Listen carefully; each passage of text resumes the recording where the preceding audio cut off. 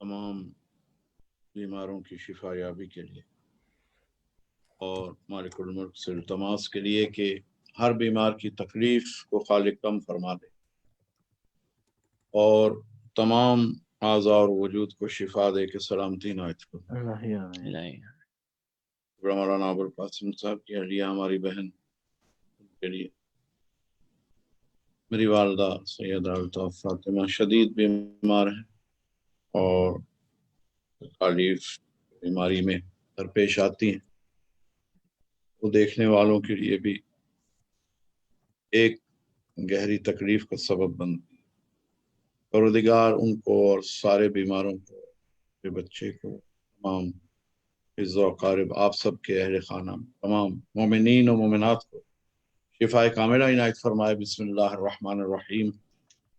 امن یجیب المضطر اذا دعوه ویکشف السوء امن یجیب المضطر اذا دعوه ویکشف السوء امن یجیب المضطر اذا دعوه ویکشف السوء بحق محمد۔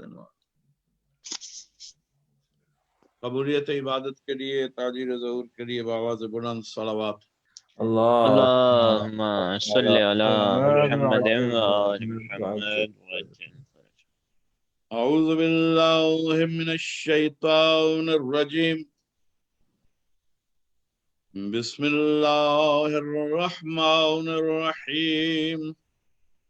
الحمد للہ الذی جعل الحمد مفتاحا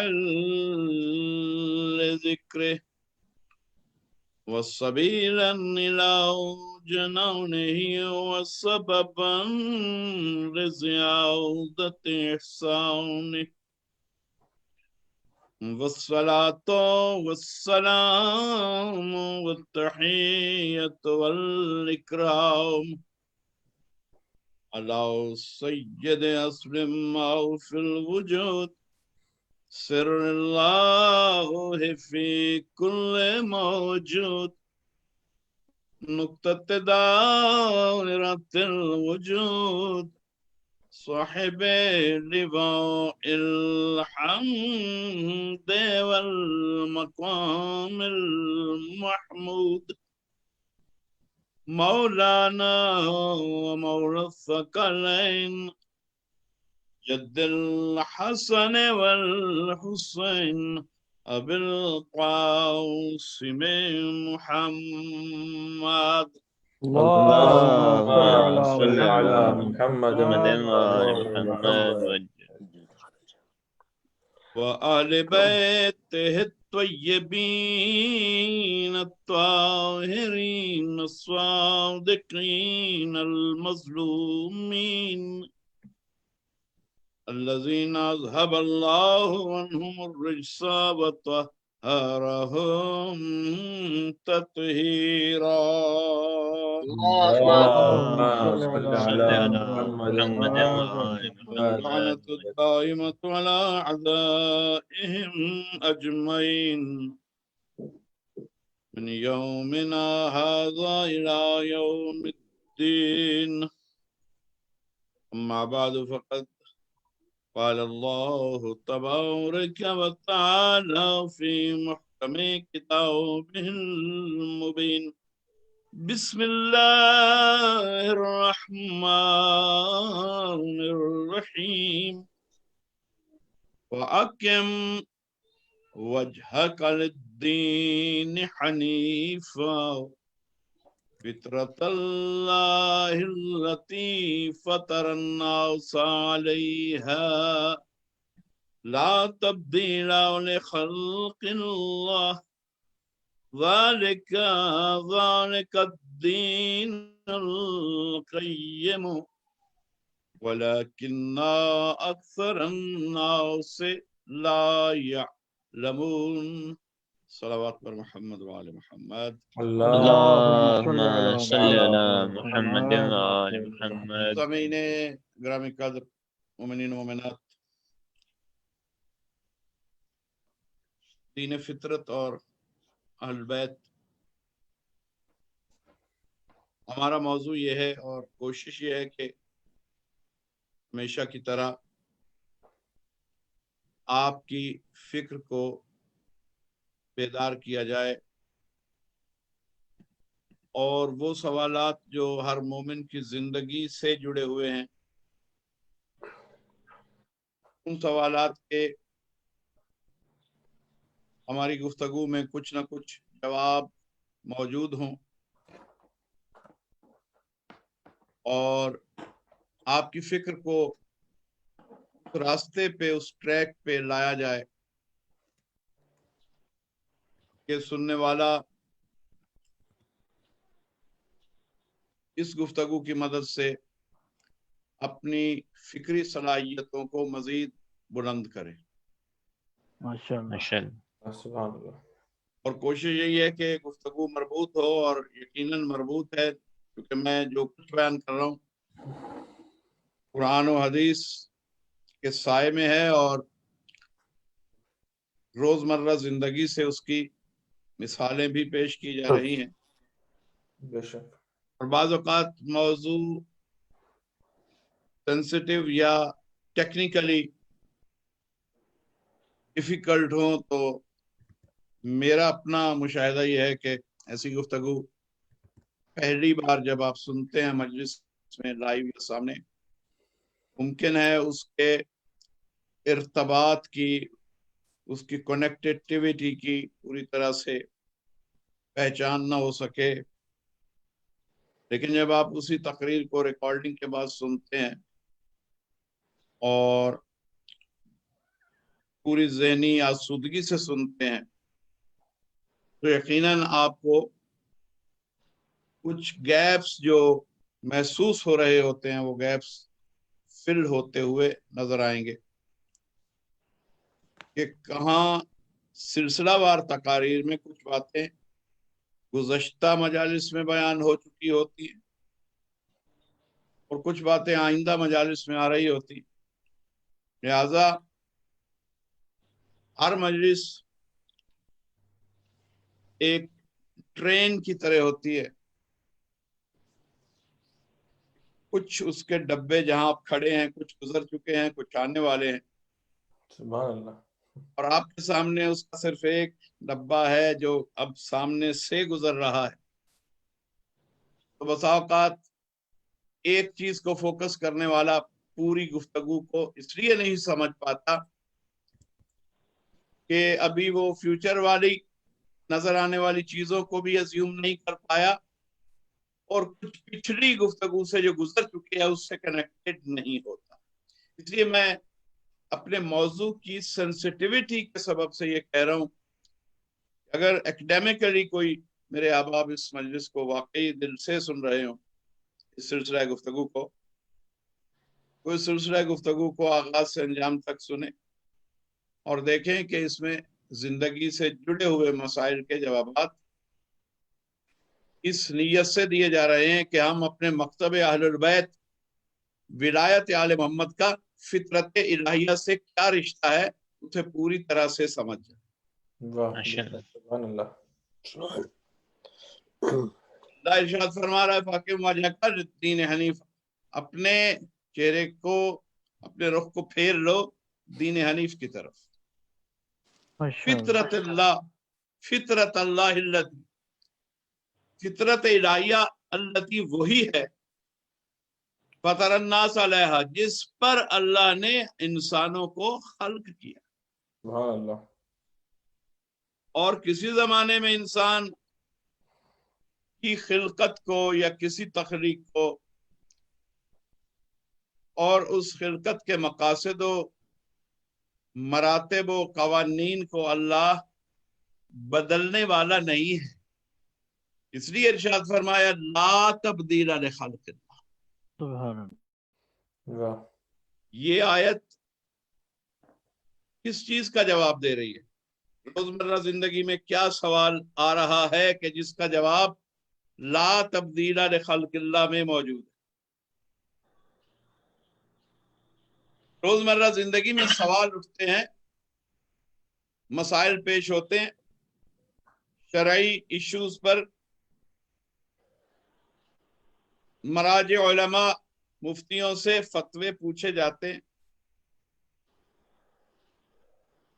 تو بعض اوقات کچھ لوگ جو دین کو بہت آسانی سے لینا چاہتے ہیں، دین تو آسان ہے، یہ بات میں کہتا چلوں، بے شک دین بہت آسان ہے، مگر خدا را دین کو آسانی سے مت لیجیے۔ واہ سبحان اللہ، کیا جملہ ہے، واہ واہ۔ جیسے آپ اپنی زندگی کے دوسرے امور میں دقت پسند ہیں اور پوری طرح ریسرچ کر کے اپنے مفادات حاصل کرتے ہیں، اپنے نقصانات سے بچتے ہیں، اسی طرح سے دین میں بھی سب سے پہلے ہمارا یہ فریضہ ہے کہ باقی امور سے بھی پہلے دین میں دقت کو اختیار کیا جائے، کہ آپ اتنے متفکر ہوں کہ مجھ سے اطاعت الہیہ اور اطاعت رسول و امام میں کہیں کوتاہی سرزد نہ ہو جائے۔ ماشاءاللہ۔ ان ہستیوں کو ماننے سے پہلا سوال یہ ہے کہ ان کی اطاعت کریں۔ نام اور ذات کو ماننا، میں شاید پہلی مجلس میں کہہ چکا، یہ تو آج تک ابلیس کے یہاں بھی رائج ہے، وہ اللہ کی ذات کو مانتا ہے، اس کے نام کو بھی مانتا ہے، بے شک اس کی عزت کو بھی مانتا ہے۔ جب رجیم ہو رہا تھا تو اس وقت قسم اٹھا رہا تھا، فَبِعِزَّتِكَ، اے اللہ تیری عزت کی قسم۔ بے شک۔ لیکن مانا کیا نہیں؟ اطاعت نہیں کی، امر کو معمولی سمجھا، اللہ کی پسند میں اپنی پسند کو تبدیل نہیں کی، سرنڈر نہیں کیا اللہ کے سامنے، تسلیم کی منزل پہ ناکام ہوا، واہ اطاعت کی منزل پہ ناکام ہوا۔ بے شک۔ اس لیے ان ہستیوں کو ماننے سے، صرف ماننے سے کچھ حاصل نہیں ہونے والا، جب تک محمد و آل محمد اہل البیت علیہ السلام کی اطاعت پر نگاہ نہ رکھی جائے۔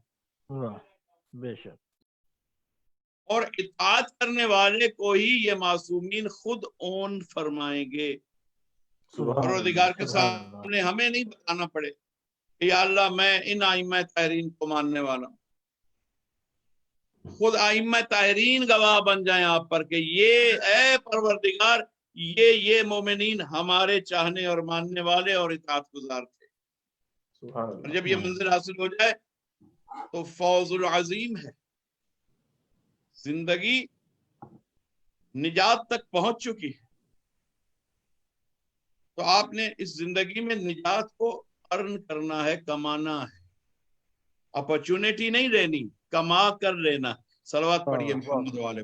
اللہ اللہم صلی علی محمد وآل محمد۔ دیکھیے گزارش یہ ہے، اس آیت کی جو گفتگو ہے اس میں لا تبدیل لخلق اللہ، اس میں روزمرہ سوالات کا کیا جواب ہے؟ لوگ سمجھتے ہیں کہ یہ دین جس زمانے میں آیا تھا اس زمانے کے انسان کے مسائل اور تھے، آج کا زمانہ مختلف ہے، اس لیے دین کی بعض چیزوں پر آج عمل نہیں ہو سکتا۔ اس کوتاہ قسم کے اعتراض کا جواب اللہ نے کتاب مجید کو نازل کرتے وقت اس آیت میں رکھ دیا کہ جب میں نے تمہیں خلق ایک ہی فطرت پر کیا ہے، چاہے تم کسی صدی کے انسان ہو، سبحان اللہ۔ نہ میں فطرت کو بدل رہا ہوں، نہ قانون تخلیق کو بدل رہا ہوں، نہ مقصد تخلیق کو بدل رہا ہوں، تو پھر کس کو حق ہے کہ وہ زمانوں میں تقسیم کر کے دیکھے کہ کس زمانے میں اللہ کی فطرت کے قریب رہنا آسان تھا اور کس زمانے میں شیطان کی فطرت کو غالب ماننا چاہیے۔ سبحان اللہ، سبحان اللہ۔ یعنی اللہ کی فطرت کے علاوہ جتنی فطرت ہے وہ فطرت شیطانی ہے۔ فطرت الہیہ ہی وہ چیز ہے کہ جو فطرت رسالت ہے، وہی فطرت آل محمد ہے، وہی فطرت دین ہے اور وہی فطرت قیم ہے. قیم اللہ نے کہا تم اپنی سوچ میں تزلزل کے سبب یہ کہہ سکتے ہو کہ آج دین کی یہ روش ہماری سمجھ میں نہیں آئی، لیکن اللہ نے کہا ہماری فطرت ہمارا دین قائم ہے، تم قائم نہ رہو تو یہ تمہارا مسئلہ ہے. ذالک الدین القیم، یہ تو دین قائم ہے اور خالق نے قیامت تک کے دنوں کو سامنے رکھتے ہوئے اس دین کو نازل کیا ہے. سبحان اللہ. بے شک. ماشاءاللہ ماشاءاللہ. آپ تو آنے والے کل کو جب وہ آئے گا تب دیکھیں گے نا، واہ. مقدر میں ہوا تو دیکھیں گے نا. لیکن خالق جو وقت کا بھی خالق ہے بے شک. وہ آج بھی قیامت کے دن کو دیکھ رہا، اور ایک ایک لمحہ جو ہمارا گزر رہا ہے ہمارے تجربے سے پہلے وہ ان لمحات کو اپنے علم سے دیکھ رہا. آتے ہوئے وقت کا وہ شاہد ہے. جو بچے ابھی پیدا نہیں ہوئے اللہ کی بارگاہ میں وہ موجود ہیں، اللہ انہیں دیکھ رہا ہے، اللہ انہیں جانتا ہے. بے شک. یعنی جو نسل انسانی ابھی آنی ہے آنے والی صدیوں میں، آنے والے سالوں میں، مالک ان سے بھی واقف ہے. تو پھر آپ کیسے کہہ سکتے ہیں کہ جب اس نے دین بھیجا تو صرف 14 صدی پہلے کے چند سالوں کے لیے بھیجا، جو صرف وہاں قوانین سوٹیبل تھے، وہاں تو سوٹیبل تھے، یہاں نہیں ہے.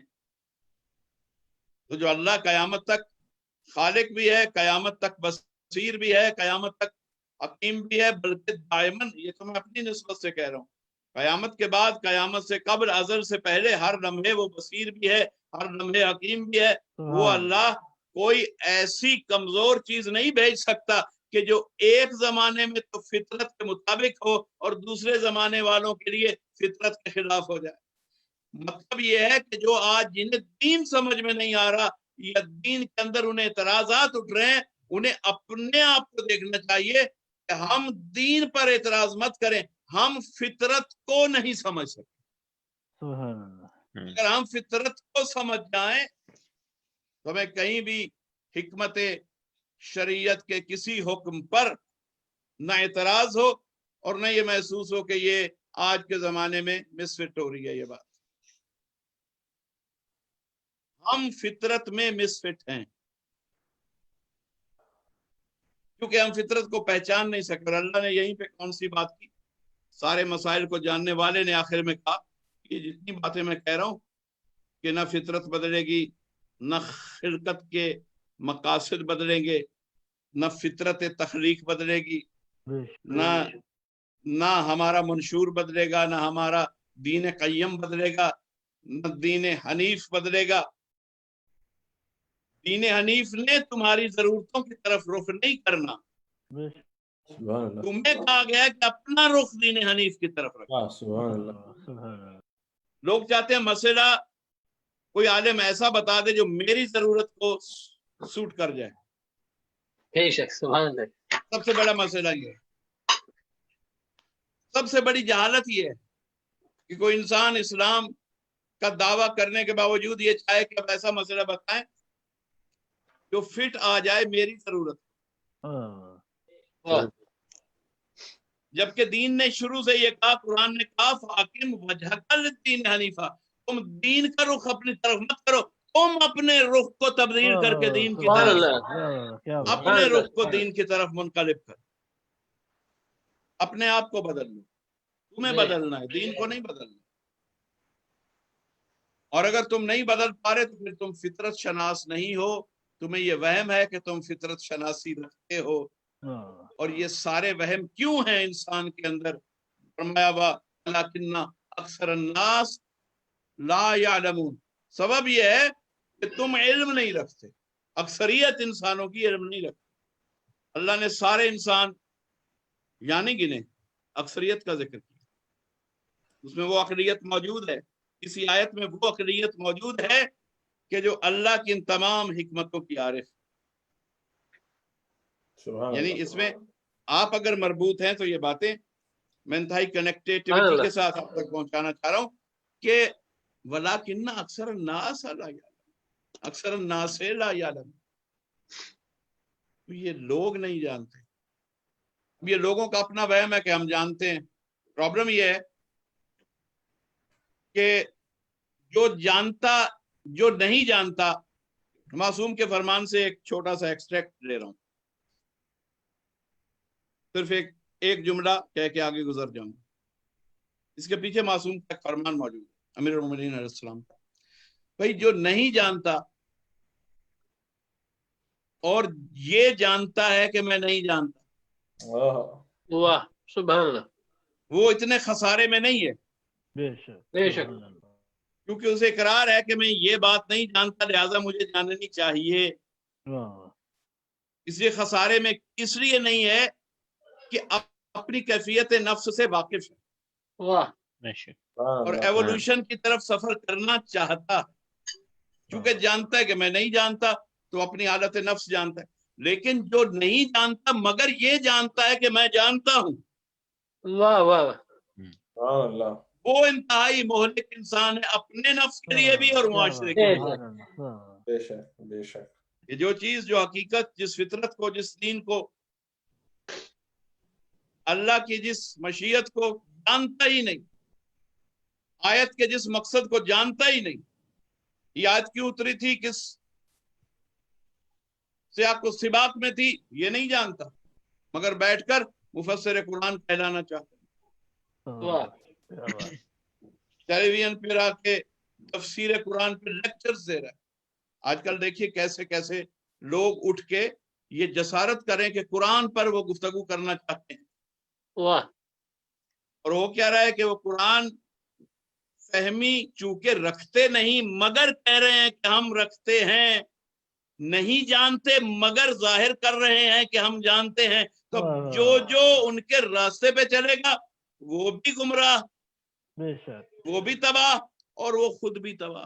لیکن جو یہ سمجھتا ہے کہ بھائی قرآن حکیم، اگر میرا یہ سبجیکٹ نہیں رہا، اگر میں نے تفسیر معصوم کو، محمد و آل محمد کی، آل محمد کی دی ہوئی تفسیر کو نہیں پڑھا اور فکر نہیں کی، غور نہیں کیا، محاسن قرآن کو پوری طرح سے سمجھتا نہیں، مزاج کلام الہی کو پہچان نہیں سکا اور اس چیز کا اقرار کرتا ہے کہ بھئی مجھ میں ہمت نہیں کہ میں آیت پر گفتگو کروں، وہ خسارے سے بچ جائے گا. اس لیے کہ جب کسی عالم کے پاس بیٹھے گا تو اسے وہ مفاہیم ایکسپٹ کرنے میں کوئی قباحت محسوس نہیں ہوگی، چونکہ وہ کہہ رہا ہے کہ میں نہیں جانتا. جاننے والے سے جو سنے گا اسے تسلیم کرے گا. آج کا مسئلہ کیوں ہر شخص علماء پر انگشت اٹھا رہا ہے کہ یہ مولوی فلاں مولوی، ظاہر ہے اس میں میں ساری لابی کی حمایت نہیں کر رہا، ان میں بھی ہر سطح کے لوگوں میں مختلف سطح کے افراد موجود ہیں. بے شک. لیکن آج کل دین میں لوگ جھگڑ کیوں رہے ہیں؟ آپس میں بھی جھگڑ رہے ہیں، اہل علم سے بھی جھگڑ رہے ہیں، فتویٰ وہ چاہتے ہیں جو انہیں چاہیے، تعبیر وہ چاہتے ہیں جو لوگوں کو چاہیے. تو سبب یہ ہے، اور بحث کرتے ہیں ایک ایک پیج کسی کتاب سے، کسی رسالے سے لے کے انہوں نے اپنے ڈاکومنٹس کی لسٹ میں محفوظ کر رکھا ہے. اس قسم کے 10 لوگوں سے بحث کرو، وہ پیج 10 طرف سے آپ کے پاس آ جائے گا، چاہے وہ اصول کافی کا پیج ہے، چاہے بہار کا پیج ہے، چاہے التہذیب کا کسی کتاب کا. مگر جو شخص حدیث معصوم کی معرفت نہیں رکھتا، کلام معصوم کے محاسن نہیں جانتا اور روایت کے سلسلہ رجال کی تحقیق سے آری ہے، اسے یہ کیسے حق مل سکتا ہے کہ جو ان تمام علوم میں ریاضت کر چکے ہیں ان کے ساتھ بیٹھ کے بحث کرے. اس لیے اسے سرسری طور پر اتنی بات سمجھ میں آئی، اس نے پڑھ لی، اب یہ سمجھ رہا ہے کہ یہی علم میرے لیے کافی ہے. جبکہ قرآن کی کیفیت تو یہ ہے کہ ایک آیت سے، کسی موضوع کی ایک آیت سے آپ اس موضوع کو پوری طرح نہیں سمجھ سکتے جب تک اس موضوع پر آنے والی قرآن حکیم کی تمام آیات کا مطالعہ نہ حاصل ہو. کیونکہ قرآن ایک مسلسل مضمون ہے، کہنے میں ہر سورہ کا ایک نام ہے، بے شک لیکن پوری کتاب کا موضوع ہے توحید۔ جو بات ایک سورہ میں ہوئی ہے اسی موضوع کی بات اگر دوسرے سورہ میں موجود ہے، ان تمام موضوعات کو پہلے ملانا پڑے گا، پھر ان پر گفتگو پیغمبر کی دیکھنا پڑے گی، پھر ان آیات پر معصومین کی گفتگو دیکھنا پڑے گی، پھر دیکھنا پڑے گا کہ یہ روایت تو ہم تک پہنچی ہے چاہے جس کتاب میں، کیا اس کا سلسلہ رجال، اس کی صحت مشکوک ہے یا غیر مشکوک ہے؟ اگر کوئی ایک راوی بھی کمزور ہے تو سلسلہ روایت کمزور ہو جاتا ہے۔ اسی جو ان تمام امور پر حاوی نہیں، اسے یہ حق نہیں ہے کہ کوئی ایک بات سن لے یا ایک دو پیجز پڑھ لے یا ایک کتاب پڑھ لے اور اس کے بعد اپنے آپ کو صاحب علم سمجھ کر جاننے والوں پر بیٹھ کر اعتراض کرے اور کہے جتنا میں جانتا ہوں اتنا کوئی نہیں جانتا۔ صلوات پڑھیے محمد والے۔ اللهم صل على محمد وآل محمد دیکھیے کہ جاننا نہ جاننا یہ بہت، کیونکہ اللہ نے دیکھیے ہر گفتگو کا آخری حصہ بہت اہم ہوتا ہے۔ جیسے پیغمبر نے کہا کہ اگر تم نے ان دونوں سے تمسک کیا تو تم قرآن و اہل بیت سے تمسک کر لیا۔ پیغمبر کے کلام کی مثال دے رہا ہوں، اس پر تفصیلی گفتگو ہو چکی ہے۔ اگر تم نے ان دونوں سے قرآن و اہل بیت سے برابر تمسک کیا تو پیغمبر ضمانت دے کر گئے لن تضلوا بعدی، میرے بعد تم سبحان اللہ گمراہ نہیں ہوگے۔ اب جس نے باقی پہلا حصہ حدیث کا پڑھا، اس جملے کو نہیں پڑھا، تو ساری عمر اپنی گمراہی کو نہیں پہچان سکے۔ وہ کہے گا کیا ہوا، میں نے ایک کو چھوڑ دیا، ایک کو تو میں نے رکھا ہوا ہے۔ اللہ کے رسول نے کہا تھا کہ نہیں، ایک کو رکھنے والا گمراہی سے نہیں بچے گا بلکہ گمراہ ہوگا۔ کیا بات، جو دونوں سے تمسک رکھے گا صرف وہی گمراہی سے نہیں بچے گا۔ تو گفتگو کا آخری حصہ اس جملے کی جان ہوتا ہے۔ اس آیت میں سورہ روم کی 30ویں آیت میں فاقم وجہک للدین حنیفہ، اس میں ایک بہت بڑا میسج، فطرۃ اللہ التی فطر الناس علیہا، اس میں بہت بڑا میسج، لا تبدیل لخلق اللہ، ایک اپنی جگہ زندہ اور قائم حقیقت، ذالک الدین القیم۔ گفتگو ایک ہے، آیت ایک ہے، لیکن اس کے اندر حکمتیں کئی اللہ نے بیان کر دی، یہی تو دین قیم ہے۔ اس کے بعد گفتگو کو ختم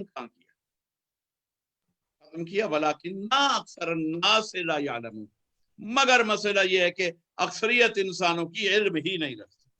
بے شک اب کوئی شخص جسے دین سمجھ میں نہیں آ رہا، وہ گفتگو کے آخری حصے پہ نگاہ رکھے کہ مجھے دین اس لیے سمجھ میں نہیں آ رہا چونکہ میں علم نہیں رکھتا۔ صاحب علم کی گفتگو پہ اعتراض کرنے کی گنجائش اسی کو ہے کہ جو اس کے برابر علم رکھتا ہو، سبحان اللہ۔ اور جو علم نہیں رکھتا مگر یہ سمجھتا ہے کہ میں رکھتا ہوں، وہ خود بھی ہلاک ہے، اپنے پاس بیٹھنے والے کو بھی ہلاک کرے۔ اس لیے ادھورا علم کہیں کام نہیں آتا، چاہے وہ کوٹیشنز میں آیتیں پڑھ رہا ہو، چاہے وہ حدیث معصوم بیان کرے، لیکن اس موضوع پہ اس لیے گرفت نہیں رکھتا کہ اس نے تمام فلسفہ آیات ابھی پڑھا نہیں۔ اس نے وہ دقائق جو آیات کی طے میں ہیں، جو باطن ہیں، ظاہر کو وہ دیکھ رہا ہے، قرآن کے باطن کو نہیں دیکھ رہا۔ اور معصوم نے کہا کہ ہر آیت کے 70 باطن ہیں۔ بے شک بے شک۔ یہ معصوم کا فرمان۔ یہ باطن بتائے گا کون؟ آل محمد بتائیں گے، آپ کا نفس نہیں بتائے گا، آپ کی یہ چھوٹی سی عقل فیصلہ نہیں کرے گی کہ باطن کیا۔ چھوٹی سی عقل کے لیے تو ظاہر تک جانا بھی مشکل ہو جاتا ہے کہ جائے کہ وہ باطن پر گفتگو کرے۔ بھائی آپ مجھے ملے 1 گھنٹہ کے لیے، 10 دن کے لیے، 15 دن کے لیے، 1 سال میرے ساتھ رہیں، آپ مجھے اتنا نہیں سمجھ پائیں گے جتنا وہ سمجھ پائے گا کہ جو ساری زندگی میرے ساتھ رہا۔ بے شک تو جب انسان ایک دوسرے کا باطن پوری طرح سمجھنے سے قاصر رہتا ہے. انسان کی صلاحیت صرف اتنی ہے کہ وہ صرف میرے ظاہر کو دیکھتا ہے. اس لیے ہمیں کئی بار غلط فہمیاں دور کرنے کے لیے کہنا پڑتا ہے کہ بھائی میرا مقصد یہ نہیں تھا، حالانکہ میرے لفظ وہ تھے کہ جنہوں نے غلط فہمی پیدا کر دی. کیا کہنا ماشاء مگر میں پھر ڈیکلریشن دے دے کے کہتا ہوں کہ بھائی میرا مقصد تو کچھ اور تھا. اور اگر وہ ٹرسٹ کرتا ہے تو بڑی مشکل سے جا کے یہ نقطہ اس کے ذہن میں، اس کے دل میں جا بناتا ہے کہ نہیں، ان صاحب کا مقصد کچھ اور تھا، میں لفظوں سے میں دھوکہ کھا گیا. قرآن حکیم بھی گفتگو لفظوں کا مجموعہ ہے نا. تو اللہ کے لفظ بھی انسان جب مزاج الہی نہیں جانتا، جب مزاج کلام الہی اور اس کے محاسن اور اس کی باطنی تہیں نہیں جانتا، تو اسے کیسے یہ سمجھ لینا چاہیے کہ میں جیسے ہی کوئی آیت پڑھتا ہوں مجھے اس کے سارے مقاصد سمجھ میں آ جاتے ہیں. بھائی ہم ایک دوسرے کے وجود کا باطن نہیں سمجھ سکتے، ہم اللہ کے کلام کا باطن کیسے سمجھ سکتے؟ بے شک. اللہ. باطن بتانے والے کچھ لوگ مخصوص کیے جائیں گے کہ وہ کہ جنہیں اللہ نے وارث قرار دیا ہو. قرآن میں خود کہو کہ وہ میری کتاب کے وارث ہیں. قرآن میں خود کہا ہو کہ یہ اولو العلم ہیں. قرآن میں خود کہا ہو کہ یہ راسخون فی العلم ہیں. قرآن میں خود کہو کہ فَاسْأَلُوا أَهْلَ الذِّكْرِ إِن كُنتُمْ لَا تَعْلَمُونَ. اگر تم باتوں کو نہیں جانتے تو کیا کرو، خود سے فیصلہ مت کرو. فَاسْأَلُوا أَهْلَ الذِّكْرِ، جاؤ اور پوچھو جنہیں ہم نے اہل ذکر بنایا ہے، وہ تمہیں بتائیں گے کہ ہم کیا چاہتے ہیں. اب تو یہ کیفیت ہے کہ ایک صاحب ہمیں چند برس پہلے ملے اور وہ کہنے لگے کہ اہل ذکر ہم ہیں، اس لیے کہ انہیں تھوڑا بہت قرآن پڑھنا آ گیا تھا، اور وہ خود رو پودے کی طرح خود کو مفسر قرآن بنائے پھرتے تھے، دنیا میں گھوم رہے ہیں. اور سورس آف انفارمیشن کیا ہے؟ سعودی حکومتوں کی لکھی ہوئی تفسیر. اور اس کی بنا پہ کہہ رہے ہیں اہل ذکر ہم ہیں. تو ہم نے ان سے کہا کہ آپ اہل ذکر نہیں. بات اور یہ بحث یہاں بتانے کی گنجائش نہیں ہے، میں نے صرف اشارہ دیا کہ ایسے جراثیم کووڈ سے زیادہ مہلک اور خطرناک. کیا کہنا ہے؟ بے شک کیا کہنا، سبحان اللہ. لوکل جسمانی انفیکشن سے کوئی مر بھی گیا تو کم سے کم اس کی موجودہ زندگی خراب ہوئی، اس کی آخرت تو برباد نہیں ہوئی. واہ. لیکن جو جہالت کے جراثیموں سے افیکٹڈ ہو کر مرا تو اس کو نہ یہ دنیا راس آئی نہ آخرت. گویا یہاں بھی وہ ایک طرح کے عذاب میں تھا، مگر اسے سمجھ میں نہیں آ رہی تھی کہ یہ جو گمراہی ہے، یہ جو غلط دعویٰ ہے، نہ جان کر جاننے کا دعویٰ، یہ دعویٰ بھی ہلاکت ہے. بے شک. اسے سمجھ میں نہیں آ رہا کہ میں یہاں بھی عذاب میں ہوں اور وہاں تو عذاب یقینی ہے. ہاں یہاں کا عذاب اس لیے سمجھ میں نہیں آتا کہ ادھر ادھر کچھ چیلے جمع ہو جاتے ہیں ماننے والے، واہ واہ. اور وہ ایسے پردے ڈال دیتے ہیں کہ پھر انسان تکبر میں اپنے آپ کو بڑے سے بڑا سمجھتا چلا جاتا ہے، سبحان اللہ. اور وہ اپنی کوتاہیوں سے غافل ہوتا چلا جاتا ہے. لیکن اگر اس کے اندر ضمیر ہو اور نور کی کوئی کرن اس کے قلب پر ساطع ہو جائے تو پھر امکان ہے کہ وہ گمراہی سے ہدایت کی طرف، نور کی طرف لوٹے. مگر جب اس نے خود اپنے گرد ظلمات کو پہرا بنا لیا ہو، تو جس کا پہرا سلطانی ہو، جس کا پہرا اقتدار ہو، جس کا پہرا دولت ہو، یہ ساری چیزیں ظلمات کا حصہ ہیں. جس کا پہرا بادشاہت ہو، جس کا پہرا اقتدار پرستی ہو، اور اس نے یہ پہرے اپنی عقل پہ خود بٹھا دیے ہوں، تو پھر ایسے شخص کو ہدایت کیسے مل سکتی؟ کہ جو اسی بات کو سمجھے کہ یہ حق ہے جو صاحب اقتدار کہہ رہا ہے.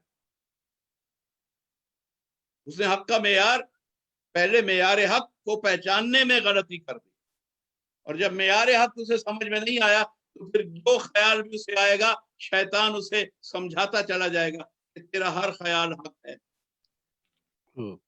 لیکن جب حق کو پہچان لیا جائے تو پھر باطل دھوکہ نہیں دیتا. اس لیے ترتیب یہ ہے کہ کہا گیا کہ حق کی معرفت کے لیے پہلے باطل کو پہچانو. بے شک سبحان جب اللہ. تم باطل کو پہچان لو گے تو حق کی تمیز کرنا مشکل نہیں ہوگا. اس لیے اللہ نے پہلے باطل پر تبرہ کیا، اعوذ باللہ من الشیطان الرجیم، پھر حق سے تولا کے اعلان کی اجازت دی. پڑھ چکے ہو تعوذ اعوذ باللہ من الشیطان اللعین الرجیم، تو اب تمہیں حق ہے کہ اب کہو بسم اللہ الرحمن الرحیم. سبحان اللہ. سبحان اللہ. پہلے باطل کو دور کرو. اور بھائی اسی اللہ کے قانون کو ہم لے آتے ہیں تو لوگ اپنی جہالت کے سبب، اللہ کی سنت کو نہ سمجھنے کے سبب ہمیں اپنے اعتراض کا اور اپنے فتووں کا نشانہ بناتے ہیں کہ انہوں نے فروع دین میں تولا اور تبرہ کو کیوں رکھا. جب تک تبرہ نہیں ہوگا تولا کی حقیقت قابل قبول نہیں ہو سکتی. جب تک لعن نہیں ہوگی درود قبول نہیں ہوگا. صلوات پڑھیے محمد.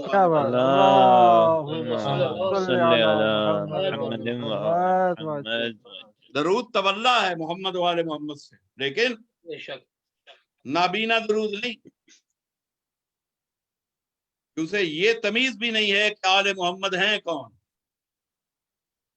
اور وہ درود بھیج رہا ہے.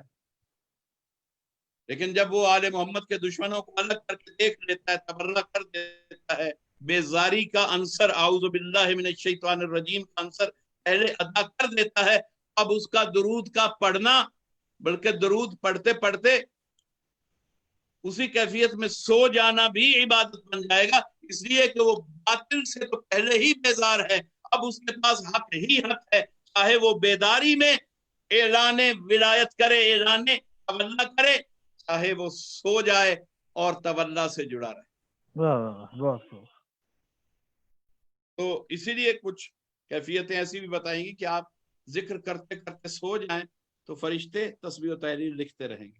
اس لیے کہ وہ جانتے ہیں کہ باطل کو جانتا ہے، اس لیے شک نہیں ہے کہ یہ جو درود پڑھ رہا تھا اس میں اس کو دشمن درود کی تمیز، جنہیں اللہ ابتر کہہ رہا ہے، ان کی تمیز ہے کہ نہیں ہے.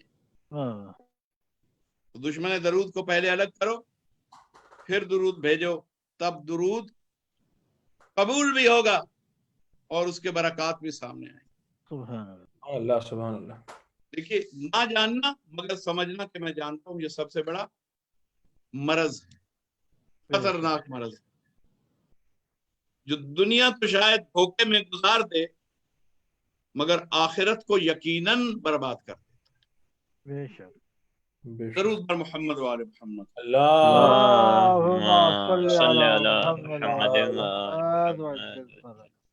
تو قرآن کا یہ واضح جملہ ایک بار نہیں آیا اس آیت میں، کئی حکیمانہ گفتگوؤں کے بعد اللہ نے یہی کہا، وَأَكْثَرَ النَّاسِ وَلَكِنَّ أَكْثَرَ النَّاسِ لَا يَعْلَمُونَ.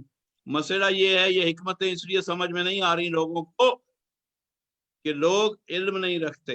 علم کیوں نہیں رکھتے؟ اہل علم کے دروازے پہ، جنہیں ہم نے دروازہ علم بنایا اس دروازے پہ جاتے ہی نہیں، جنہیں ہم نے اہل ذکر بنایا اس ذکر کے دروازے پہ جاتے ہی نہیں،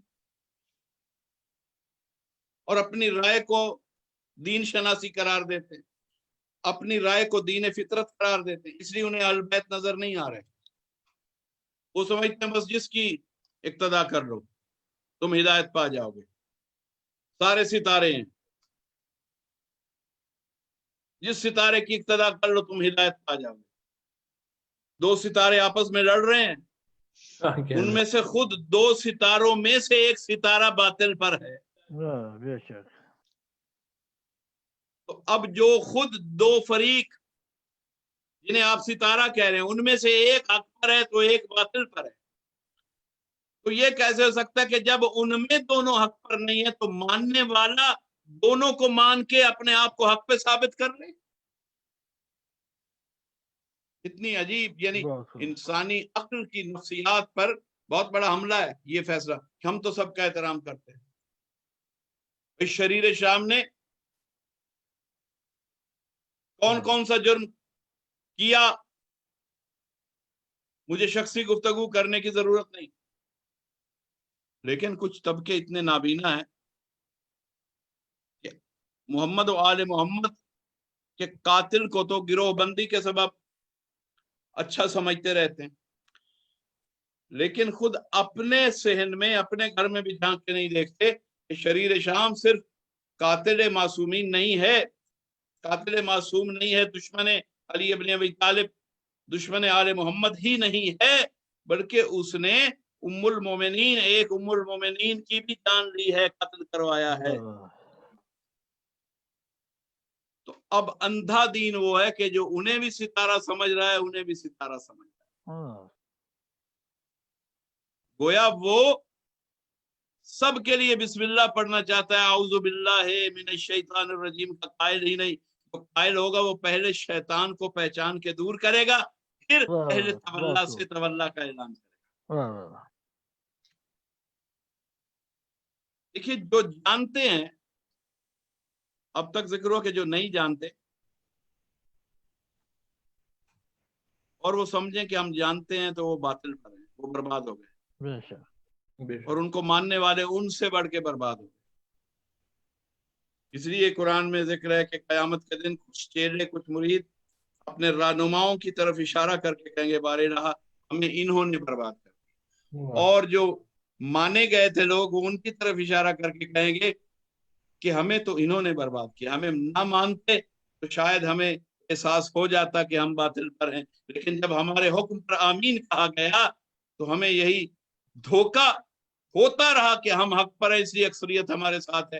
اللہ نے اکثر الناس کو لائق تعریف بنایا ہی نہیں، فرمایا کہ لیکن اکثر الناس لا یعلمون، اپنی کسی بھی اکثریت پر کبھی ناز مت کرنا، میں یہ بتا رہا ہوں کہ وہ علم نہیں رکھتے مگر دھوکہ دے رہے کہ کہتے ہیں کہ ہم جانتے ہیں، لیکن اس کے برعکس جو جانتا ہے اس کی شان کیا ہے؟ تھوڑا سا میرے قریب آئے، کہ جو جانتا ہے، اور کیا اگر کہیں کوئی بات ایسی ہے کہ جو ابہام پیدا کرے تو آپ کو رائٹ ہے، وہ مجلس کے آداب میں سوال و جواب نہیں رکھے جاتے، لیکن یہاں چونکہ ہم ایک ایکڈیمک انداز میں گفتگو کر رہے ہیں، فرقہ وارانہ انداز میں نہیں کر رہے، ہم صرف اس لیے یہ گفتگو اور مثالیں دے رہے کہ فرقہ کو ہوا نہ ملے، فکر کو ہوا ملے، آپ اس طے تک پہنچ سکیں کہ فرقے پیدا کرنے کا ذمہ دار کون ہے۔ سبحان اللہ۔ تو ورنہ تو دین ایک تھا، دین فطرت تھا، دین فطرت کو تقسیم کس جرم سے ہونا پڑا، کس جرم نے بنیاد باندھی اس دین کو تقسیم کرنے کی؟ قاتل و مقتول کبھی دونوں رضی اللہ تعالیٰ عنہ نہیں ہو سکتے، دونوں رحمت اللہ، ایک کو اللہ قاتل بنا کے سزا دے گا اور دوسرا مظلوم ہو کے جزا پائے گا، بے شک۔ یہ تو قانون، سرسری قانون قرآن حکیم کا، اس میں کوئی فرقہ بھی نہیں، سب مانتے ہیں کہ جس نے ایک انسان کو بلا سبب قتل کیا اس نے گویا پوری انسانیت کو قتل کیا، قرآن حکیم کا میسج ہے۔ اب تو پہلے وہ لوگ اعوذ باللہ کی منزل پہ بحث ہو گئی کہ جو نہیں جانتے مگر کہتے ہیں ہم جانتے ہیں، وہ کیا کر رہے ہیں؟ معاشرے کو برباد کر رہے ہیں، دینداروں کو اغوا کر رہے ہیں، دین کے نام پر اغوا کر رہے ہیں۔ اس لیے شیطان نے یہ نہیں کہا تھا کہ میں دین کے گرد کہیں جا کے بیٹھ جاؤں گا، کیا بات، صراط المستقیم، دین کی صراط پر بیٹھوں گا، یہ جو تیرا صراط مستقیم ہے لوگ سمجھیں گے کہ یہی صراط مستقیم ہے، لیکن میں ایسا بیٹھوں گا، ایسے روپ میں بیٹھوں گا کہ وہ مجھے شیطان نہیں سمجھیں گے، اپنا رہنما بنا لیں، کیا بات، اور پھر میری مرضی کہ وہاں سے جو انگلی پکڑوں گا تو کہاں پہنچ جاؤں گا۔ تو اللہ سے وعدہ ہے کہ میں نسل آدم سے بدلہ لوں گا، آدم کے سبب، تو یہ قانون ہے نا، شیطان بانی ہے اس قانون کا کہ جس کے جد سے، جس کے باپ سے بدلہ نہ لے سکو اس کی اولاد سے ضرور انتقام لینا، اس لیے جو پیغمبر سے بدلہ نہ لے سکے وہ آج تک اولاد پیغمبر پر حملہ کر رہے ہیں، اب جو جانتے ہیں ان کا مقام کیا ہے؟ اس آیت میں جو چھپا ہوا دوسرا مقام ہے، کیونکہ ذکر ہوا وَلَٰكِنَّ أَكْثَرَ النَّاسِ لَا يَعْلَمُونَ، مگر تھوڑے جو اکثریت سے ہٹ کے ہیں۔ یقیناً اللہ اسی آیت میں ایک خاموش جملے کی صورت میں پیغام دے رہا ہے کہ جو جانتے ہیں وہ تمہیں دین فطرت پر بھی قائم رکھیں گے، وہ دین حنیف پر بھی قائم رکھیں گے، اور دین قیم میں جس دن سے تم ان کی انگشت پکڑو گے اس دن کے بعد تمہیں لے کر سیدھا بارگاہ نجات تک پہنچائیں گے۔ ہم انہیں تمہارا سبحان اللہ۔ شفیع بھی بنا رہے ہیں، ہم انہیں تمہارے لیے رحمت بھی بنا رہے ہیں، ہم تمہارے لیے انہیں صرف دنیا یا آخرت کی خاص منزل تک مددگار نہیں بنا رہے، ہم نے ایسا ہادی بنا کے انہیں بھیجا ہے کہ جب تم مرو گے تو محضر میں بھی آئیں گے، جب تم برزخ میں جاؤ گے تو برزخ میں بھی موجود ہوں گے، جب تم میزان کی منزل پہ ہوگے تو وہاں بھی موجود ہوں گے۔ قبر میں کس نے دعویٰ کیا تھا کہ میں آتا ہوں؟ صلوات پڑھیے محمد والے محمد۔ اللهم صل اللهم صل على على محمد محمد وآل وعلى محمد۔ بھائی لوگ آج کی نسلوں سے وہ لوگ کچھ سیانے تھے جنہیں مانا جا رہا ہے، کیونکہ کچھ نہ کچھ اثر تو تھا صحبت پیغمبر کا، تو اتنا عرفان تھا کہ خود بتا گئے کہ علی نہ ہوتے تو ہم ہلاک ہو جاتے، خود بتایا کہ یہ جو ہم ہیں جنہیں آپ مان کے دوسروں کو کافر کہہ رہے ہیں، ہم تو خود اپنی بخشش کے ضامن نہیں ہیں، یہ حسن کا لکھا ہوا پرزہ رکھ دینا کہ ہماری بخشش ہو جائے۔ سبحان اللہ۔ تو جو اپنی بخشش کا خود ضامن نہیں ہے، وہ اتنی بڑی قوم، اتنی بڑی اکثریت یعنی کثرت الناس کا کیسے شفیع ہو سکتا ہے؟ اس نے کوئی وعدہ بھی نہیں کیا، بڑا اچھا کیا، دنیا کے سبز باغ تو دکھائے، لیکن قبر جہاں سے شروع ہوئی، موت شروع ہوئی، اس نے ایک بار بھی نہیں کہا کہ میں برزخ میں آؤں گا، میں محضر میں آؤں گا، میں وہاں چھڑوا دوں گا، کیونکہ وہ اپنی کم سے کم اس حیثیت کو جانتا ہے کہ میں وہاں کچھ نہیں، مجھے تو وہاں خود ان کے پرزہ تحریر کی ضرورت ہے، اور جو تحریر دے رہے ہیں وہ گھرانہ جانتا ہے، وہ فرما رہے ہیں کہ نہ گھبراؤ، محضر میں ہم آئیں گے، یا ہار حمدان من یمت یرانی، سبحان اور مومن اور منافقن قبلہ، چاہے وہ مومن ہو یا منافق ہو، ہار حمدان جب وہ مرتا ہے وہ پہلے مجھے دیکھتا ہے، کیونکہ مجھے اللہ نے امام مبین بنایا ہے۔ جس نے امام نہیں مانا اس کے عقیدے کے ماتحت نہیں ہوگا، جب کس کو امام مانا تھا اسے آنا پڑے، نہیں، جو اللہ نے امام مبین بنایا ہے، نظام موت و حیات میں اسے اقتدار دیا ہے، اسی کو آ کے یہ فیصلہ کرنا ہے کہ یہ شخص فرشتوں کو بتانا ہے کہ بطور امام مبین یہ اصحاب الشمال کا آدمی ہے یا اصحاب الیمین کا آدمی، یا اصحاب النار کا آدمی ہے یا اصحاب الجنہ کا آدمی، یہ امام مبین۔ ان نحن نحیی الموت ونکتب ما قدموا وآثارهم، اس کے بعد کا ہے نا وکل شیء احصیناہ فی امام مبین۔ تو لوگ صرف اس آخری حصے آیت کو پڑھ کے مجلس پڑھ دیتے ہیں، کبھی آیت کے اس مفہوم کی طرف اٹینٹو بھی نہیں کیا کہ وہ جن جن چیزوں میں امام مبین ہے ان چیزوں میں ہم باقی چیزوں کو بعد میں رکھے، پہلے تو ان چیزوں کو گنے جن کا اس آیت کے ساتھ ذکر ہوا ہے، ان نحن نحیی الموت، ہم ہیں، میں نہیں، ہم ہیں، وسیلے کو ملا کر کہا، ہم ہیں جو حیات کو، موت کو حیات میں بدلیں گے، ان نحن نحیی الموت۔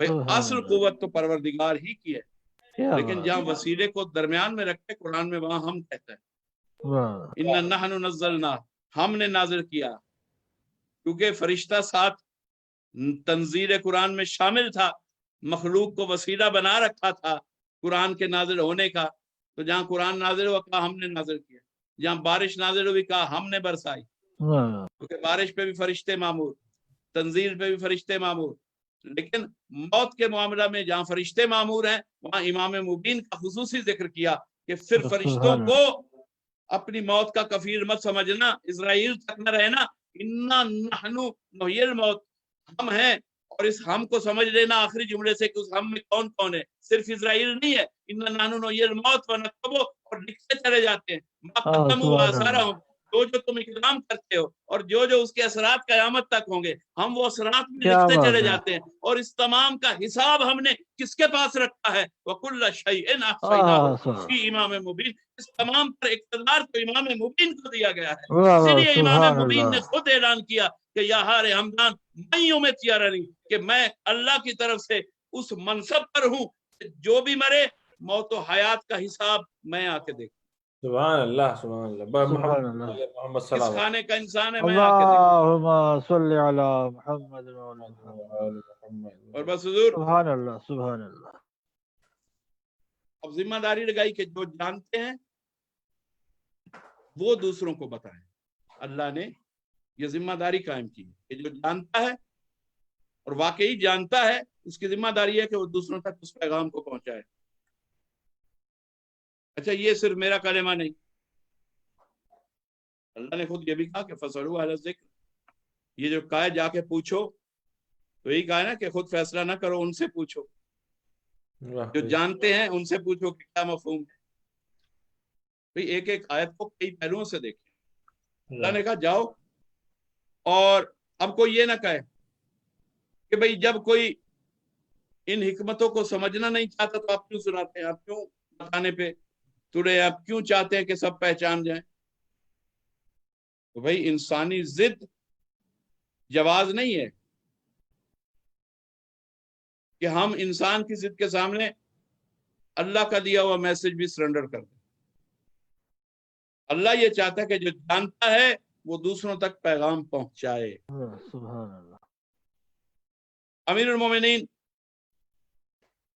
अली इब्न अबी तालिब अलैहिस्सलाम, अल्लाहुम्मा सल्ली सल्ली अला अला मुहम्मद व आले अला मुहम्मद। मुहम्मद। बलीग नहजुल बलागा खतीब मिंबर सुलूनी का इरशाद कोट कर रहा हूँ नहजुल बलागा से।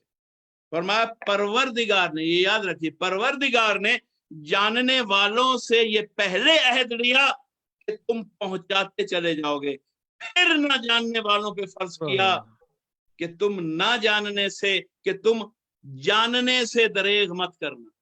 वाह, सुभान अल्लाह।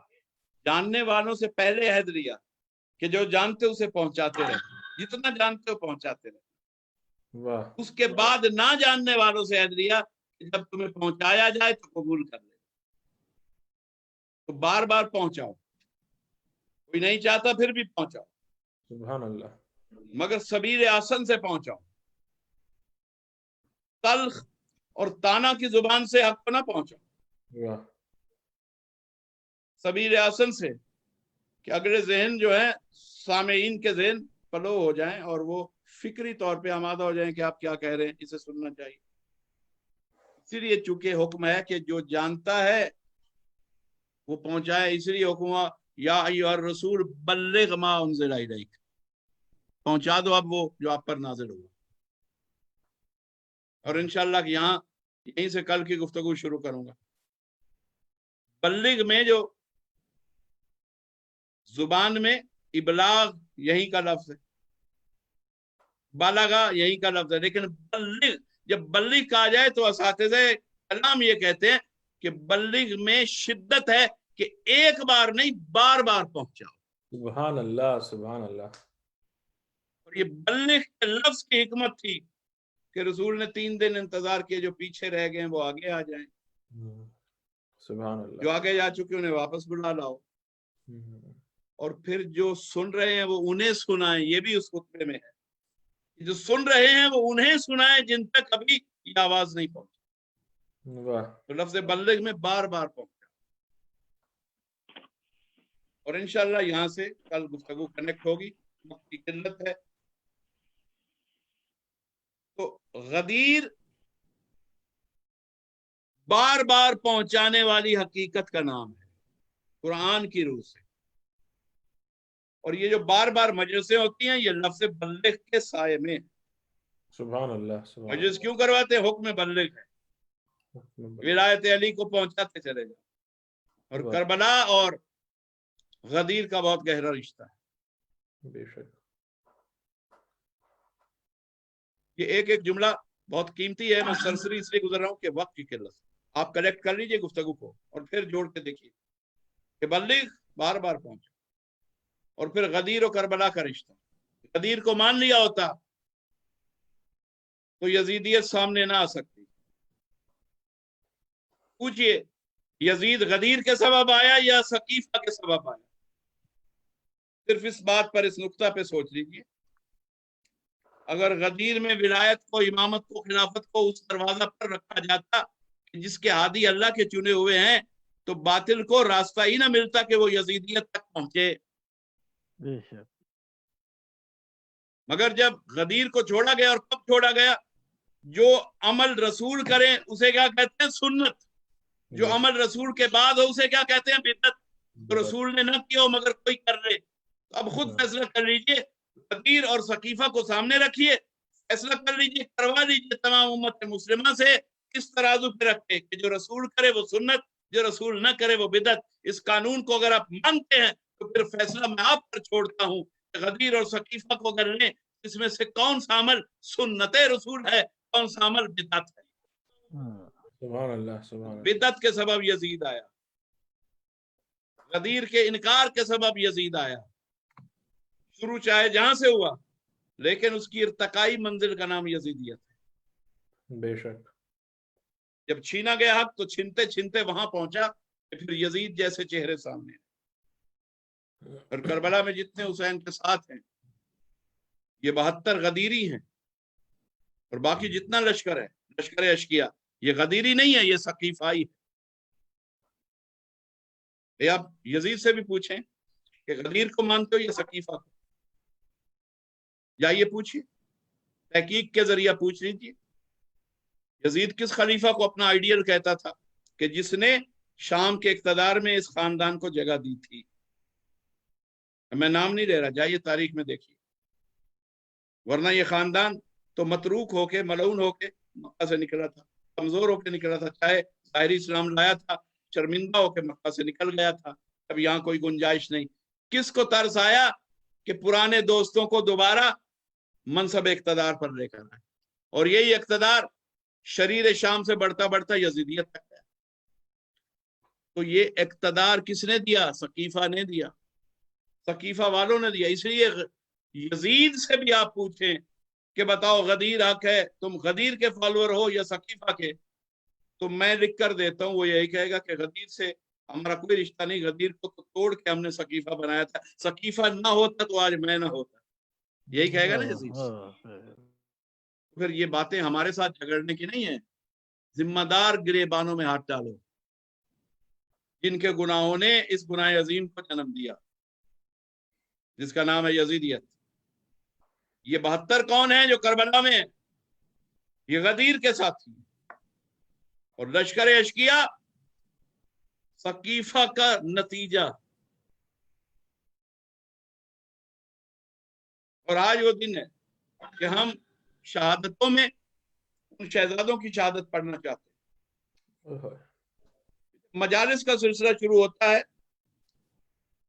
مصائب کا، تو بنی ہاشم کے مصائب میں عموماً روایت بن چکی ہے کہ ہم اون و محمد کی شہادتوں سے سلسلہ مجالس کا آغاز کرتے ہیں.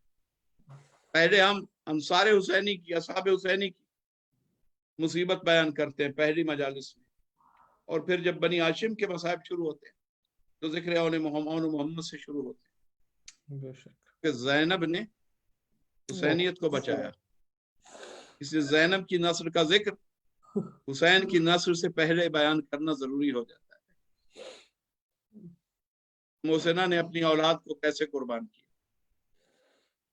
جبکہ حقیقت یہ ہے کہ جناب علی اکبر سب سے پہلی قربانی ہے حسین. مگر ترتیب بیان میں ہم جب ذکر شہادت اون محمد بیان کرتے ہیں تو اس کو شہادت علی اکبر سے پہلے بیان کر دیتے ہیں. اس سے کچھ بچوں کو اشتباہ ہو سکتا ہے کہ شاید اون محمد پہلے شہید ہوئے تھے. نہیں، اون محمد جناب علی اکبر کے بعد شہید ہوئے. حسین علیہ السلام نے عاشور کے دن اعلان کیا تھا کہ انصار سے بھی پہلے کہا تھا کہ میں علی اکبر کو سب سے پہلے، کہ میرا سب سے بڑا اثاثہ ہے علی اکبر، جو نور چشم حسین ہے، جو شبیہ مصطفیٰ ہے. میں جنگ کے آغاز میں سب سے پہلا شہید علی اکبر کو دیکھنا چاہتا ہوں. لیکن انصار حسینی نے جب سماجت کی کہ مولا ہمارے ہوتے ہوئے शबीह रसूल को मत भेजिए। इसलिए पहले अंसार को फिर इज़्न दिया गया, उनका ज़ौक़ शहादत देखकर कि आप पहले शहीद हो ले, फिर बनी हाशिम की शहादतें शुरू हो। तो जनाबे औन मोहम्मद, कुछ लोग यहाँ तक सादा हैं। एक शिया शख्स ने हमसे सवाल किया कि हजरत अब्बास 8 मुहर्रम को शहीद हुए थे या 9 को,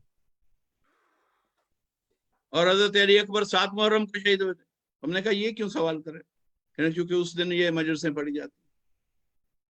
यानी इतनी सरसरी सोच से मजलिस में आते हैं कि करबला शनासी में इतनी कमी वाक़ है कि शिया भी हैं और बात इतनी तक भी नहीं जानते।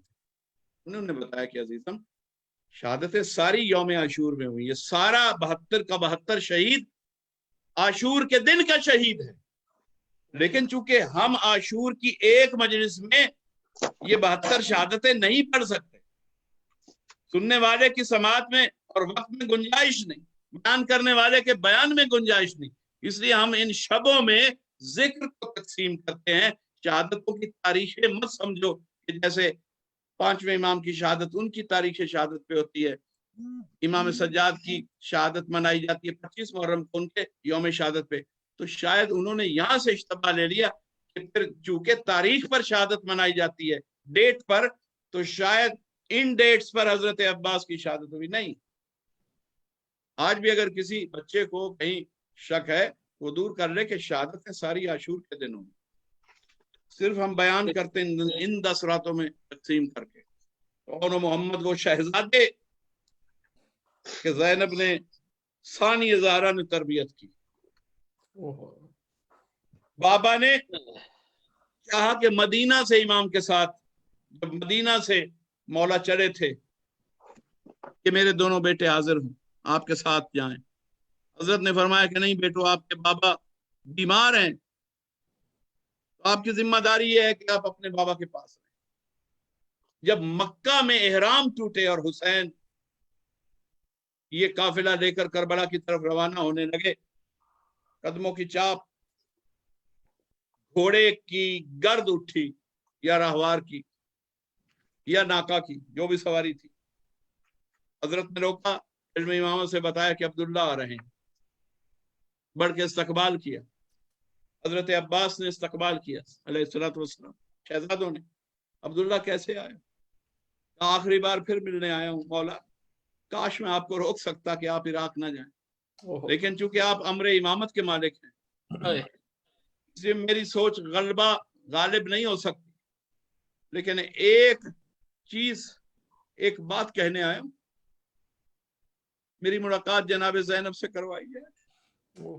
बीबी को यकीन तो था कि मैं शरीकतुल हुसैन हूं, मगर शौहर के दिल का अंदाजा लगाने के लिए कहा कि क्या आप कहीं अब आपका इरादा बदल तो नहीं गया कि मुझे हुसैन की मईयत से रोकने आए? कहा नहीं, तेरा भाई कुर्बानी देने जा रहा है, तेरा भाई मुसीबत में जा रहा है, मुझे पता है कि बहुत बड़ी मुसीबत का सामना होने वाला है, और तुम्हें पता है कि बनी हाशिम के घर का एक दस्तूर है, जब मुसीबत आने वाली हो तो सदके से उस मुसीबत को टालने की दुआ दी जाती है। इसलिए मैं हुसैन और हुसैन की औलाद की मुसीबत को पहचान कर आया हूँ, इसलिए सदका लेकर आया हूँ। कहा है अब्दुल्ला, कौन सी चीज? चूंकि मालदार भी थे, क्या सदका देंगे? कहा नहीं, ये दोनों शहजादे, एक को अपनी तरफ से सदका बना दो हुसैन का, एक को अब्दुल्ला की तरफ से सदका बना दो हुसैन का।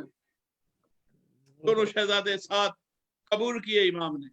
अशूर के दिन सुबह से इसरार हो रहा है, अली अकबर के जाने से पहले शहजादे आए, मौला हमें भेज दीजिए। अम्मा कहती है कि मैं उस वक्त तक राजी नहीं हूं, बार बार तुम्हारे चेहरे देखती हूँ और देखती हूँ कि अभी मक्तल में तुम्हारा लाशा नहीं आया, तो मैं ज़ैनब को तकलीफ होती है कि हुसैन के बच्चे मारे जाए और ज़ैनब की औलाद बैठी हो, जाओ पहले इज़्न मांगो। हज़रत ने फरमाया नहीं, हमारा फैसला हो चुका है, सबसे पहले अली अकबर जाएंगे।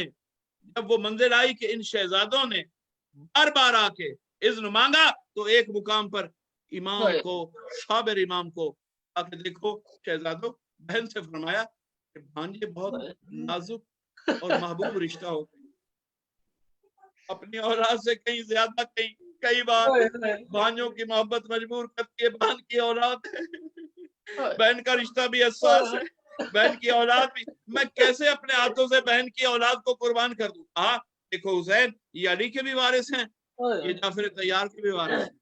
यही समझो, आज मुझे अली की बेटी मत समझिए, अली की बेटी मांगने नहीं आई, जाफर तैयार की बहू सवाल लेकर आई, और तू उस करीम का बेटा है, इस साहिल को खाली नहीं लौटाता। ज़ैनब जाफर तैयार की बहू बन के सवाल करने आई है, अब मेरी कुर्बानी को कबूल कर लीजिए। हुसैन ने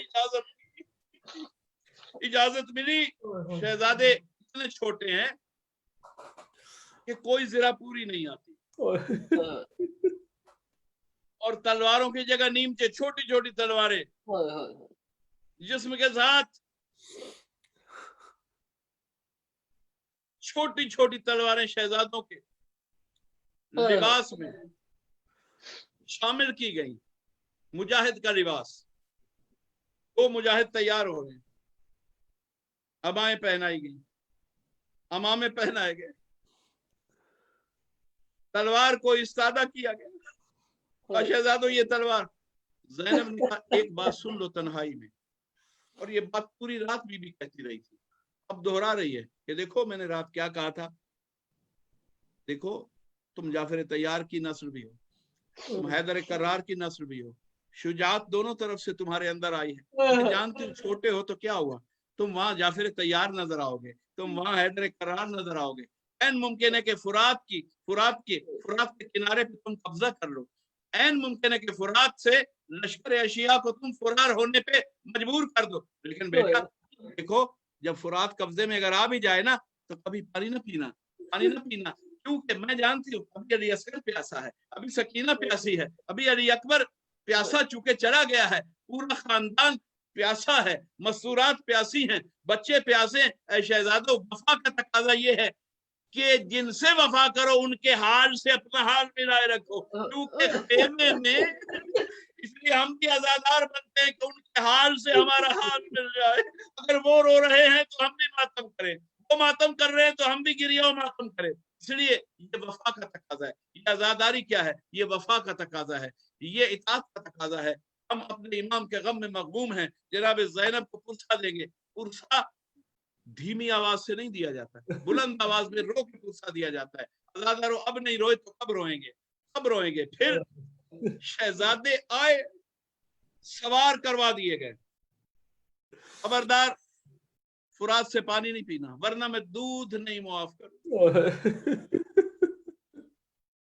शहजादे वादा करके कहते हैं कि ये वादा इस तरह से जहन में रहा कि जब लड़ते लड़ते फुरात के करीब होने लगते थे, उलमा ने बयान किया कि जब चूंकि गलबा पा रहे थे, लश्कर अशकिया देखने में बच्चे समझ रहा था, लेकिन जब तलवार चली तो वाकई महसूस हुआ जाफर तैयार की तलवार है, महसूस हुआ हैदर करार की तलवार है। लश्कर अशकिया मुंतशिर हो रहा है, करीब होते जा रहे। एक शहजादा करीब हो रहा है फुरात के, दूसरे शहजादे ने रहवार से आवाज दी, भैया अम्मा की वसीयत याद रखना, फुरात के करीब ना जाना। ऐसा ना हो कि शिद्दत प्यास से जब हम फाते हो जाएं फुरात के, हम पानी में अपने लबों को पानी से गीला कर रहे हैं। अरे अली असगर की प्यास, शहजादे एक दूसरे को याद करवा रहे हैं। फुरात से दूर होते होते असल मैदान से इतनी दूर चले गए, जंग लड़ते लड़ते, कि लश्कर अशकिया मुंतशिर हो के, वो भी फुरात से दूर है, शहजादे भी जंग लड़ रहे हैं। अचानक लश्कर अशकिया ने एक शहजादे को घेरा और एक शहजादे पे हमला किया।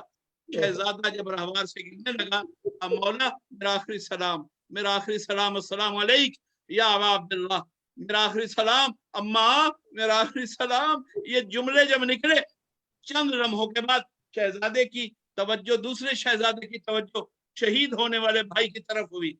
ऐसे ही तवज्जो मैदान से हटी, दूसरे शहजादे पे हमला हुआ और मोहम्मद दोनों के लाशें जमीन पर आए।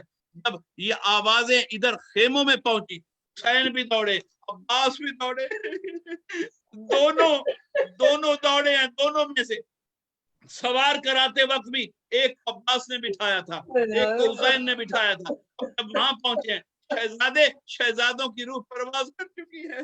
अब हुसैन ने एक शहजादे को उठाया, अब्बास ने दूसरे शहजादे को उठाया, मक्तल में लेकर आए, यानी गंजे शोहदा में लेकर आए। गंजे शोहदा में जो भी लाश आती थी, चाहे असहाब की होती थी, चाहे अंसार की होती थी, चाहे बनी हाशिम की होती थी। जब बनी हाशिम की लाशें आती थी तो मस्तूरात आले मोहम्मद भी आती थी, हर मस्तूर आती थी। और मीरे कारवान आने वाली नौहागर खवातीन में, मातम करने वाली खवातीन में सबसे आगे जनाब ज़ैनब आती थी। अब ये दो लाशें अजीब लाशें हैं। तो ये आए हैं ना, तो इमाम ने देखा सारी मस्तूरात मौजूद है। अरे नहीं है तो बच्चों की मां ज़ैनब नहीं है। जनाब रुबाब से कहा कि इन लाशों से ये सुलूक क्यों कर रही है ज़ैनब? कहो कि जैसे हर लाशे पे आके मातम किया है, आके आओ न मोहम्मद की लाशों पे भी मातम करे। कहा जनाब रुबाब ने जाके ज़ैनब से, इमाम फरमा रहे आइए। ज़ैनब आ गई, शहजादों के चेहरों को देखा, देखा इमाम को मोहब्बत कर रहे हैं। कभी एक शहजादे के रुखसार पे अपने लब रखते हैं, कभी दूसरे शहजादे के रुखसार पे लब रखते हैं। ऐ मेरे बेटो तुमने हक अदा कर दिया, नुसरत इमाम था। ज़ैनब अब तो आ जाओ। कहा नहीं भैया, मैं फातिमा की बेटी हूँ, फातिमा की बेटी होने के सबब मैं नहीं आ सकती, मैं आके रो नहीं सकती, सीने से लाशों को नहीं लगाऊंगी। क्यों? ताकि तुम्हें भूल गया भैया, ये एक अब्दुल्ला की तरफ से सदका है, एक ज़ैनब की तरफ से सदका है। फातिमा की बेटी सदका देने के बाद उस सदके का गम नहीं बनाया करती। या हुसैन। Hussein.